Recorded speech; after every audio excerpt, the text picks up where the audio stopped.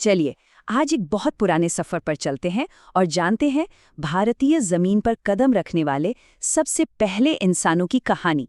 तो सवाल ये है कि भारत को अपना घर कहने वाले पहले लोग आखिर थे कौन और वो गायब कैसे हो गए? इसका जवाब दरअसल दो अलग अलग इंसानी नस्लों की कहानी में छिपा है। एक भयानक कुदरती आफत और मुश्किल से मुश्किल हालातों में जिंदा बच निकलने की एक अविश्वसनीय दास्तां। तो चलिए इसी में जरा और गहराई से उतरते हैं। हमसे बहुत पहले भारत एक तरह से दैत्यों की भूमि थी, जिस पर 10 लाख से भी ज्यादा सालों तक एक बिल्कुल अलग किस्म के इंसान का राज था। जरा सोचिए एक ऐसी दुनिया के बारे में जहां 10-10 फीट लंबे दांतों वाले विशाल हाथी घूमते थे और नदियों में ट्रक जितने बड़े दरियाई घोड़े तैरते थे। हाँ, ये दुनिया थी पहले हिंदुस्तानियों की। तो मिलिए नर्मदा मानव से, यानी होमो इरेक्टस। ये कोई 15 लाख साल पहले की बात है। मजबूत एथलीट जैसा शरीर था इनका और मजबूत जबड़ा। हाँ, दिमाग हमसे छोटा था। वो हमारी तरह बात नहीं कर सकते थे, बस इशारों और कुछ आवाज़ों का इस्तेमाल करते थे। लेकिन उनके पास एक ऐसा शक्तिशाली औजार था जिसमें उन्हें पूरी महारत हासिल थी। ये था हैंड एक्स, नाशपाती के आकार का एक पत्थर का औजार जिसे बस मुट्ठी में पकड़ा जाता था। और यही उनका चाकू, हथौड़ा, कुल्हाड़ी सब कुछ था। 10 लाख सालों तक सोचिए, यही उनकी सबसे बड़ी टेक्नोलॉजी थी और इसी के दम पर उन्होंने भारत के जंगली इलाकों पर राज किया। ऐसा लगता था कि उन्हें कोई हरा ही नहीं सकता। लेकिन उनकी ये दुनिया हजारों मील दूर छिपी कुदरत की एक बहुत बड़ी ताकत से हमेशा के लिए मिटने वाली थी। इसे कहते हैं टोबा महाविनाश।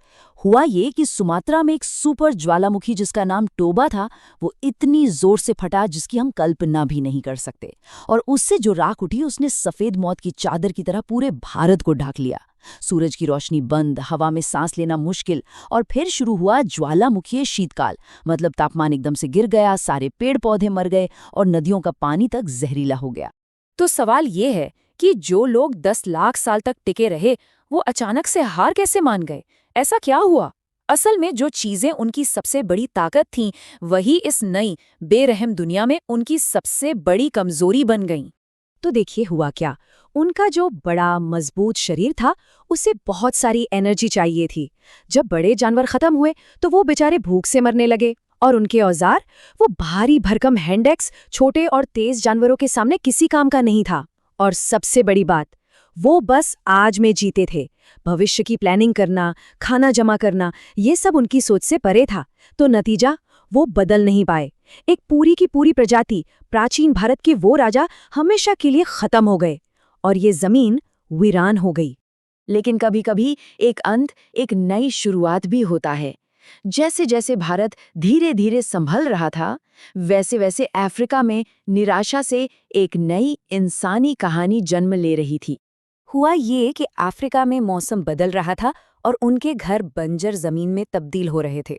तो हमारे पूर्वजों यानी होमो सेपियंस के लिए चुनाव बहुत साफ था, या तो निकलो या मरो। वो कोई हमलावर नहीं थे, वो तो शरणार्थी थे जिन्हें भूख ने इंसानियत के इतिहास के सबसे मुश्किल सफर में से एक पर निकलने के लिए मजबूर कर दिया। ये कोई 1-2 दिन का सफर नहीं था। करीब 70,000 साल पहले एक छोटा सा ग्रुप अफ्रीका से निकला। उन्होंने साधारण सी नावों पर लाल सागर को पार करने की हिम्मत की और फिर अरब और फारस के समुद्री किनारों के साथ साथ हजारों साल तक चलते रहे। आखिर में करीब 65,000 साल पहले उन यात्रियों की आने वाली पीढ़ियों ने धीरे धीरे संभलते हुए भारत में कदम रखा। ये कई पीढ़ियों तक चली जिंदा रहने की एक महागाथा थी। और उनकी रणनीति बहुत शानदार थी। वो तट के किनारे किनारे ही आगे बढ़ते रहे। क्यों? क्योंकि समुद्र से उन्हें लगातार खाने का सामान मिल रहा था, जैसे मछली, केकड़े, सीप। तो एक तरह से समुद्र उनके लिए एक सर्वाइवल हाईवे बन गया था, जो उन्हें अनजान दुनिया में आगे ले जा रहा था। इस कमाल की रणनीति ने उन्हें अंदर के कठोर रेगिस्तानों से भी बचाया और वो पीढ़ी दर पीढ़ी पूरब की ओर बढ़ते चले गए। लेकिन जब वो भारत पहुंचे तो यहाँ चुनौतियां अलग थीं। घने रहस्यमयी जंगल और खतरनाक शिकारी। तो सवाल ये है कि ये छोटा सा ग्रुप यहाँ जिंदा कैसे बचा, जहाँ शक्तिशाली नर्मदा मानव नाकाम हो गया था? इसका जवाब था टेक्नोलॉजी में। सोच में एक बहुत बड़ा बदलाव आया था। एक तरफ थे होमो इरेक्टस, जिनके पास था भारी बेडौल सा हैंड एक्स, हर काम के लिए बस एक ही औजार।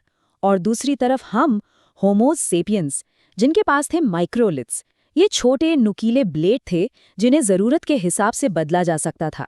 जहां हैंड एक्स का इस्तेमाल बड़े शिकार से आमने सामने की लड़ाई में होता था, वहीं इन माइक्रोलिथ्स को तीरों और भालों पर लगाकर दूर से ही सुरक्षित रहकर शिकार किया जा सकता था। मतलब ये उस जमाने की मिसाइल टेक्नोलॉजी थी। उनके पास सिर्फ पत्थर के बेहतर औजार नहीं थे, बल्कि नए विचारों का भी एक पूरा टूल किट था। उन्होंने भीमबेटका जैसी गुफाओं को शिकारियों और खराब मौसम से बचने के लिए किलों की तरह इस्तेमाल किया। आग उनके लिए सिर्फ खाना पकाने की चीज नहीं थी, बल्कि एक सिक्योरिटी गार्ड थी, अंधेरे के खिलाफ हथियार थी और सबको एक साथ जोड़ने का जरिया थी। और सबसे जरूरी, उन्होंने समाज का मतलब समझा। वो जानते थे कि एक अकेला इंसान कमजोर है, लेकिन अगर सब मिलकर काम करे तो उन्हें कोई नहीं हरा सकता। और ये देखिए, ये उनकी जबरदस्त जुगाड़ू क्षमता को दिखाता है। वो सिर्फ शिकार नहीं करते थे, बल्कि खाना इकट्ठा भी करते थे। उन्होंने शुतुरमुर्ग के अंडे जैसे बड़े प्रोटीन सोर्स खोज निकाले। एक अंडा, सोचिए, 24 मुर्गी के अंडों के बराबर। और उसके छिलकों को उन्होंने पानी की पहली बोतल की तरह इस्तेमाल किया। वो खाना बांटकर खाते थे, बीमारों की देखभाल करते थे और एक दूसरे के बच्चों की हिफाजत करते थे। यही आपसी भरोसा उनके बचने का सबसे बड़ा और सबसे कीमती हथियार था। और जब जिंदा रहने की ये लड़ाई थोड़ी आसान हुई, तो इंसानी विकास ने एक नया मोड़ लिया। अब ये विकास शरीर का नहीं, बल्कि सोच और दिमाग का था। सोचिए, अब पेट भरा हुआ था, रात को जानवरों का डर नहीं था, तो पहली बार इंसानी दिमाग को रोजमर्रा की जद्दोजहद से हटकर कुछ और सोचने का मौका मिला।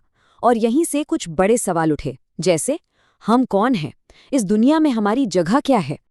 और इन सवालों के जवाब हमें मानवता के पहले संकेतों के रूप में मिलते हैं। उन्होंने भीमबेटका की गुफाओं की दीवारों पर कहानियां बनानी शुरू की, जिससे हम आज कला कहते हैं।